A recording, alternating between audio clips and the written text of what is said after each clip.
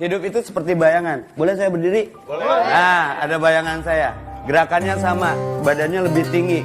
Yang bahaya kalau gerakan kita lebih cepat dari bayangan kita. Bayangan siapa itu pertanyaannya. Jadi biar nggak capek mengejar bayang-bayang, apalagi masa lalu, berbaliklah. Biarkan bayang-bayang yang mengikuti kita.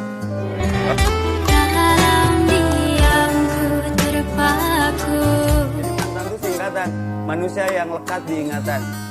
Maka lupakan, karena mereka dengan kehidupannya.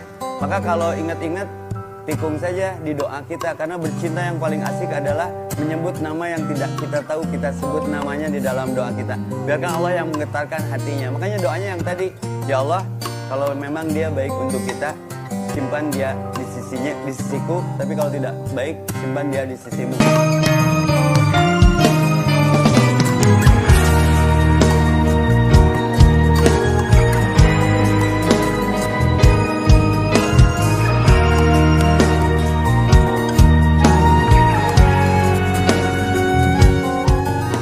Laki jaga mata, tolong Anda cewek jaga akhlak. Karena biar kami setengah mati jaga mata, kalau kalian keluar gentayangan, habis amal kami. Dilihat dosa, enggak dilihat barang bagus. Hari raya itu bukan baju hanyar, hari raya itu bukan bulik kampung. Hari raya itu bukan bersalaman lawan keluarga. Hari raya itu hari di mana seseorang merdeka daripada nafsunya.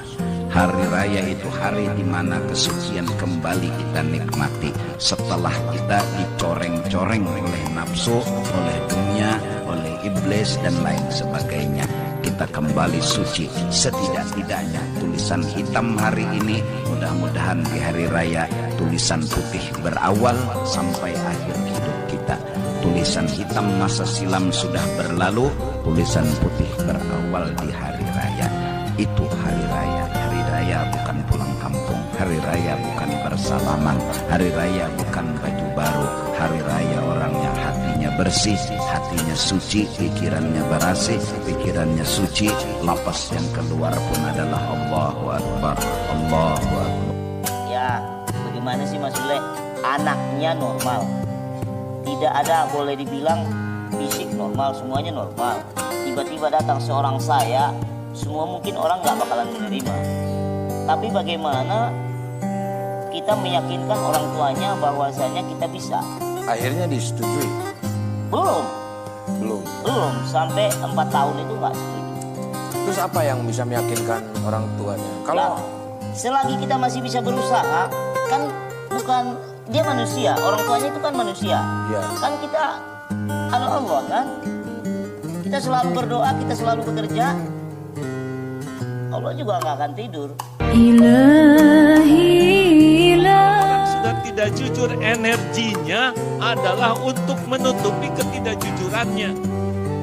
Karena setiap ngebohong tuh takut ketahuan, harus bikin bohong lain. Nah bohong yang itu juga harus ditutupin, bikin lagi.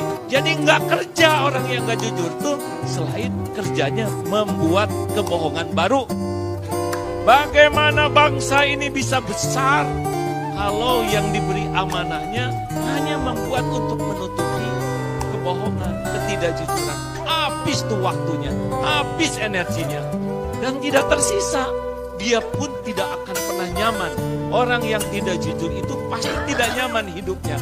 Kalau dirinya sudah tidak nyaman, itu wajahnya tidak nyaman dilihat, omongannya tidak nyaman didengar, tulisannya tidak nyaman dibaca, dan keputusannya pasti tidak akan hadir. Karena ketidakjujuran tidak akan menghasilkan. Cingkrang boleh pakai cadar, yang penting jangan anti Pancasila. Pertanyaan saya sekarang, Pancasila itu ada nggak? Bagi saya nggak ada, Pak, jujur. Yang ada gambar Garuda Pancasila ada, teks Pancasila ada, tapi Pancasila itu nggak ada. Siapa yang mau anti terhadap sesuatu yang nggak ada? Kalau Pancasila itu ada, akhir kita nggak beli, lapangan kerja gampang. Masa iuran kesehatan sampai kejat-kejat, masyarakat diancam nggak boleh perpanjang SIM, nggak boleh diancam. Dari mana gitu loh? BPJS kan mestinya enak gitu. Sekarang kok malah jadi takut orang gitu loh, Pak. Di mana Pancasilanya gitu? sama lucunya dengan orang ngomong demi bangsa dan negara, saya tuh nggak percaya belas gitu loh. Nggak ada kata yang paling lucu sekarang ini kecuali demi bangsa dan negara gitu loh. Dari mana demi perutnya sendiri kok? Apa hukum rokok, Pak? Fatwa ulama Mesir, Syekh Ali Jum'ah, rokok haram. Fatwa Syekh Nasr Farid Wasil, rokok haram. Fatwa Muhammadiyah, rokok haram. Ada kiai namanya Kiai Lukman Syarif. Kata Kiai Lukman Syarif, ada seorang kiai di belakang rumahnya ini ada pokok kacang, ada pokok ubi, ada pokok timun, ada pokok tembakau. Kacang, ubi, timun, tembakau. Suatu malam datanglah segerombolan babi. Besok pagi dibuka jendela, timun habis, kacang habis, ubi habis. Babi memakan timun, kacang, ubi. Tapi ada satu yang tak diganggu, tembakau. Ternyata di dalam dunia babi pun tembakau haram. Paham cerita itu kan? Kadang orang kalau belum sarapan payah nangkep. Laki wajib ke masjid. Ke masjid gentle laki-laki. Sok ada klub RX King, ada klub Jupiter MX, ada klub Scorpio, ada klub Tiger, ada klub apapun klub motor yang kau miliki. Tapi ketika ke masjid datang konvoy ke masjid, gegeberan ke masjid itu masalah. Cobaan. Gegeberan naik motor ke masjid, nabrak truk semen, syahid insya Allah. Tapi gegeberan naik motor jengka bogona, nabrak truk semen, hina. Gegeberan, wet, nabrak truk semen, juga. Ih so sweet ya matinya, lain so sweet. Yang nanti ditanya di kubur, man rabbuka, siapa Tuhanmu? Allah. Siapa nabimu? Rasulullah Muhammad SAW. Apa yang kemudian jadi pegangan bagimu? Al-Quran, As-Sunnah. Maka kemudian kita akan selamat. Ima ditanya, man rabbuka, apa ya? Digendir atau langsung. Apa pacaran? Perempuan yang mau pacaran sudah menjual harga dirinya. Uangmu banyak, tapi hargamu tak ada.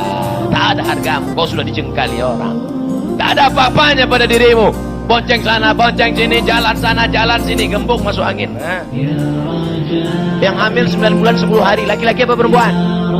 Perempuan. Yang mutang-mutang, idam-idam, panas dingin. Kadang-kadang ada orang bilang susah masuk surga Ustaz. Saya bilang salah kau deh.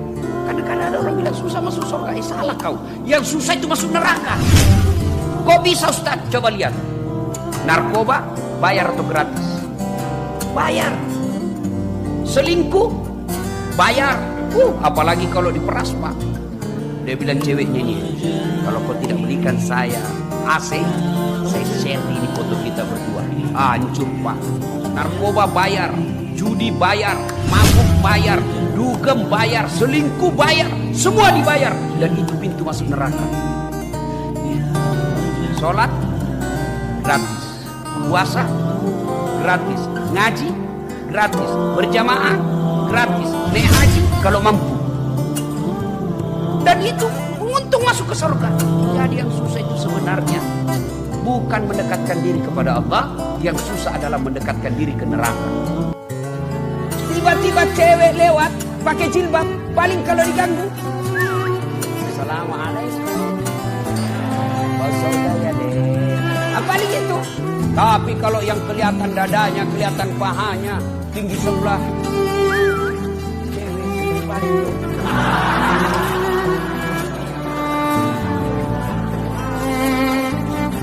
Kalau melaku beriman, yuk pakai jilbab, oke. Tapi jangan mempertontonkan lekuk-lekuk tubuh. Adik-adik juga nih, masuk masjid jangan mempertontonkan lekuk-lekuk tubuh, meskipun kau laki-laki. Sempitlah bajunya, kaos pula, masuk ke masjid, ruku, masih bagus kelihatan. Sujud, ada celengan di belakang.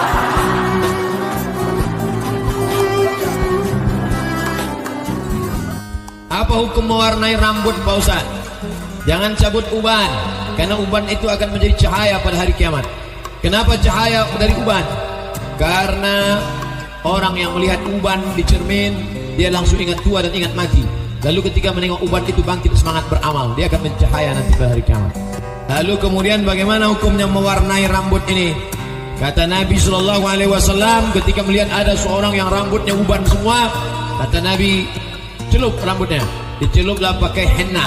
Henna kata orang Melayu inai, kata orang Jawa daun pacar. Digilinglah daun pacar tadi, lalu dipasangkan ke rambut pakai sisir.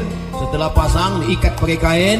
Besok pagi bangun warnanya pun warna anak fang, pirang, boleh. Jannibus sawat, jangan pakai warna hitam. Kenapa dilarang pakai warna hitam? Karena warna hitam menipu. Dulu ada orang adzan, satu komplek jam 9 pagi adzan. Marah sekomplek datang, RT-nya RW-nya. Gila kamu, adzan jam 9 begini. Kata orang yang adzan, kalian yang gila. Saya adzan tadi subuh jam 4, gak ada yang datang. Kok saya adzan jam 9 pada datang? Dulu orang berjihad dengan takbir. Masa sekarang antum dipanggil takbir gak pada datang? Asyhadul fulan, asyhadul fulan, asyhadul fulan. Mana si fulan? Mana si fulan? Mana si fulan? Kenapa tidak datang sholat ke masjid? Layan tahiyatna, layan tahiyatna. Berhenti mereka yang sholat di rumah. Jangan lagi ulangi. La uharriqanna alaihim buyutahum, akan kubakar rumah mereka yang tidak sholat berjamaah di masjid. Yang belum juga ke masjid. Ke masjidlah sebelum malaikat maut datang, dan pada akhirnya jenazahmu yang akan dibawa ke masjid. Kau yang selama ini sombong, tidak mau ke masjid, tidak mau di belakang imam, pada akhirnya jenazahmu akan diletakkan di depan imam dalam sholat jenazah. Wassalam. Tengok sebelah kanan, nangis. Ke kiri, nangis. Depan nangis. Masa enggak nangis? Al-Habib Umar bin Abdurrahman Al-Attas, satu waktu anak beliau wafat. Ketika anak beliau wafat, datang orang-orang kampung takziah. Ketika itu orang-orang kampung datang takziah, apa kata beliau? Sungguh bagi kalian musibah agama adalah musibah yang enteng. Maksudnya apa, Beb? Iya, bagi kalian musibah agama itu musibah yang enteng. Maksudnya apa, Beb? Dijawab, bagi saya terlambat sholat jamaah lebih musibah daripada kematian anak saya sekarang. Kenapa? Kematian anak saya ini hanya musibah dunia, sedangkan terlambat sholat jamaah adalah musibah agama. Itu terlambat. Bagaimana kalau engkau meninggalkan sholat 5 waktu dengan sengaja? Oleh karenanya saudara-saudara, dahulukan kau punya sholat, utamakan kau punya sholat. Kita orang-orang sekarang membelakangi sholat, membelakangi Quran, lebih mendahulukan harta, mendahulukan pangkat, mengutamakan jabatan. Lidah tidak bertulang. Sohirul jirmi azimul jurmi. Kecil bentuknya tapi besar akibatnya. Itulah sebabnya pepatah bilang salamatul insan fi hifzil lisan. Orang akan selamat jikalau dia pandai menjaga lidahnya. Kalau kita luka karena silet 2-3 hari boleh sembuh, tapi luka karena lidah seumur hidup kita ingat. Asal lihat orangnya ingat nih, dia nih yang ngomong kagak enak mau nanti gua tandain dah. Ketika Israel masuk ke Palestina, mereka ambil tanah itu, mereka hancurkan rumah orang Islam, mereka buat tembok panjang. Penjara terbesar dan terpanjang di dunia adalah Palestina. Mereka kurung orang Palestina. Mereka buat tembok beton yang tinggi, panjangnya 700 km lebih. Bayangkan, umat Islam terisolir dan mereka tanami hijau-hijau. Makanya Allah berkuasa, Allah mau tunjukkan kuasa, lalu Allah buat tanaman hijau itu menyala. Heran orang, Allah mau menunjukkan kekuasaannya. Kalian tidak mau tolong Palestina, aku yang akan menolongnya. Tanaman yang hijau yang mereka tanam itu tiba-tiba terbakar. Tidak ada yang bisa mematikannya. Sampai-sampai reporter wartawan Amerika mengatakan tidak ada yang bisa mematikan kebakaran ini kecuali Tuhan, karena Dia yang membakar. Kapan sih makmum baca Al-Fatihah? Makmum itu baca Al-Fatihah kalau sholatnya jahriyah, maghrib isya subuh, yang suara imam kedengeran, makmum itu baca Al-Fatihah setelah imam baca Al-Fatihah. Waladdallin, amin, baru baca Fatihah makmum di situ. Habis baca Fatihah, makmum nggak usah baca apa-apaan, simak bacaan imam. Nah, habis ente baca Al-Fatihah itu, setelah baca amin, imam baca Al-Fatihah, ente dengerin bacaan imam. Kecuali kalau bacaan suratnya imam enggak kedengeran, baru ente baca surat buat ngisi kekosongan sampai ruku imam. Tapi kalau di sholat duhur baca dari awal. Terus kadang ada yang didengerin bacaan imam, jadi ente baca aja sendiri dari awal. gitu. Dosa dan kesalahan yang sering dianggap remeh oleh kaum wanita. Saya bacakan ringkasan saja. Yang pertama, yaitu sering menunda-nunda pernikahan dengan alasan pendidikan, dengan alasan usia yang masih muda, atau alasan lainnya. Ini adalah sebuah kesalahan, ini adalah sebuah dosa yang tidak pantas wanita mempertahankan diri di atas kesalahan itu. Yang pertama. Yang kedua, meremehkan urusan memilih calon suami. Yang penting dia punya kerja, yang penting dia punya penghasilan. Dan ini adalah termasuk di antara maksiat dan dosa. Ya, hanya gara-gara suaminya atau calon suaminya sudah punya pekerjaan, dia tidak meneliti terlebih dahulu akidahnya bagaimana, dia tidak cek terlebih dahulu ibadahnya bagaimana, akhlaknya bagaimana, pokoknya sudah punya pekerjaan. Sistem seperti ini pasti akan mencelakakan para wanita ini di dunia dan sampai ke akhirat.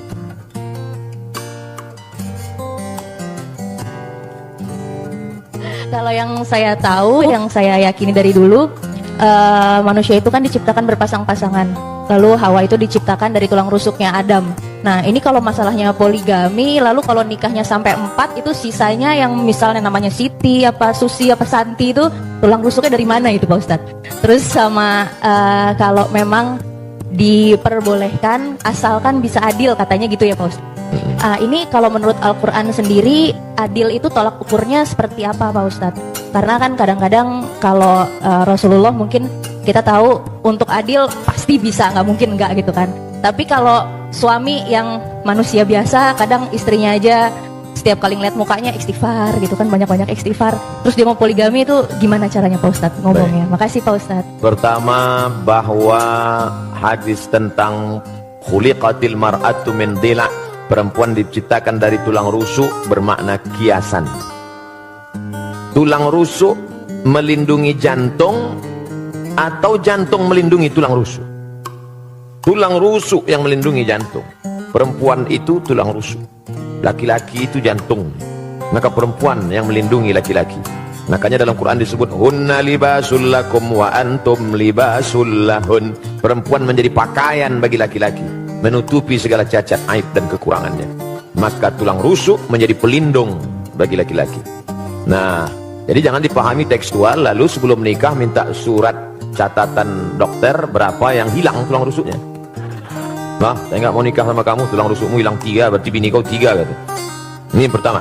Yang kedua, Nabi Muhammad SAW menikah dengan Khadijah monogami 25 tahun. Monogami, istri tunggal.